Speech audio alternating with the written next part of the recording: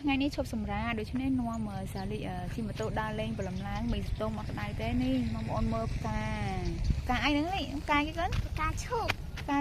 តស្អាតអូនស្រឡាញ់អីអូនស្រឡាញ់ណាគេទៅបេះអូនហ្នឹងប៉ាទៅបេះ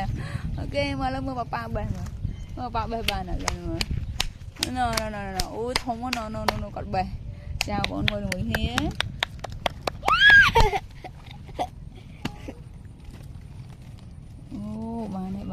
បានអូ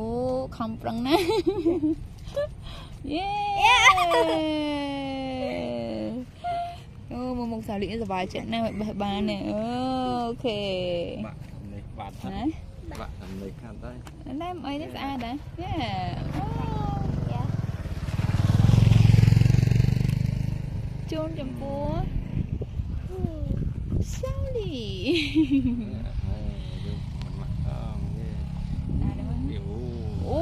អូក្នុងមានទេអីគេនេះអូនេះអូសំតែនេះនេះសរសៃឈូកនេះសរសៃដើមឈូកពេលបាក់ទៅវានេះជាប់សរសៃដូចវាវិញពីងអញ្ចឹងអូខេនេះទូទៀតអូមានទូទៀតមកបត់ទឹកឡើងមកនេះលាក់បាយ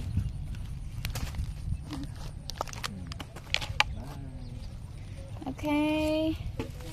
see you next video. Bye.